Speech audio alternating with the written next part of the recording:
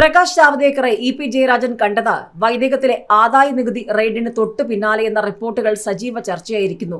ഇതിനിടയിൽ പി തുടരുന്നതിൽ സിപിഐക്ക് അതിർത്തി രാജി ആവശ്യപ്പെടാൻ ആലോചന LDFിൽ പൊട്ടിത്തെറി. അതേസമയം തന്നെ ലക്ഷ്യമിട്ടു കൺവീനർ സ്ഥാനത്ത് തുടരും, മാറുമോ എന്ന ചോദ്യം അപ്രസക്തമെന്നാണ് പി ജയരാജൻ പറയുന്നത്.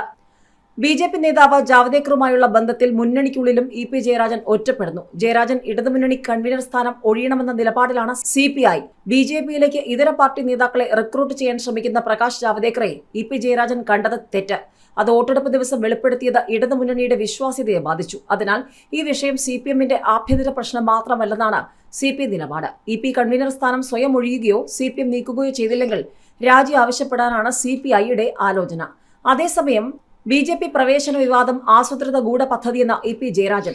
തെരഞ്ഞെടുപ്പ് തലേന്നൊരു ബോംബ് പൊട്ടിക്കാൻ ആസൂത്രിത പദ്ധതിയിട്ടു. പലരെയും ലക്ഷ്യം വെച്ച് അവസാനം തന്നിലേക്ക് എത്തിയെന്ന പി ജയരാജൻ പ്രതികരിച്ചിരിക്കുകയാണ്. ജാവ്ദേക്കറിനോട് രാഷ്ട്രീയം സംസാരിച്ചില്ല. കേന്ദ്രമന്ത്രിയായിരുന്ന ആൾ വീട്ടിലേക്ക് വരുമ്പോൾ ഇറങ്ങിപ്പോകാൻ പറയണോ? സുധാകരൻ BJPയിലേക്ക് പോകുന്നുവെന്ന് പറഞ്ഞപ്പോൾ താൻ പോകുന്നുവെന്ന് പറഞ്ഞുണ്ടാക്കി. മാധ്യമങ്ങൾ തന്നെ ബലിയാടാക്കുന്നു. ഈ വാർത്തകൾ പാർട്ടി ഏറ്റെടുക്കില്ലെന്നും മുഖ്യമന്ത്രി പറഞ്ഞത് എല്ലാവർക്കുമുള്ള സന്ദേശമെന്നും പി ജയരാജൻ പ്രതികരിച്ചു. LDF കൺവീനർ സ്ഥാനത്ത് തുടരും, സ്ഥാനമൊഴിയുമോ എന്ന ചോദ്യത്തിന് പ്രസക്തിയില്ല.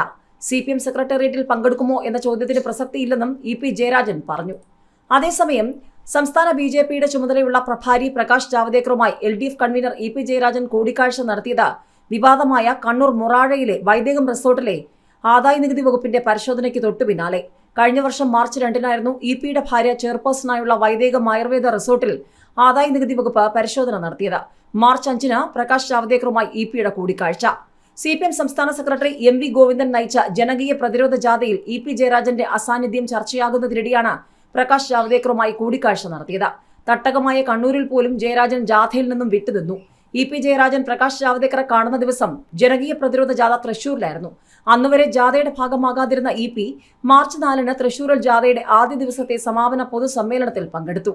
പി ജയരാജന്റെ കുടുംബത്തിന് ഉയർന്ന ഓഹരി പങ്കാളിത്തമുള്ളതുമായി ബന്ധപ്പെട്ട് റിസോർട്ടിനെ കുറിച്ച് CPMനുള്ളിൽ പരാതി ഉയർന്നിരുന്നു.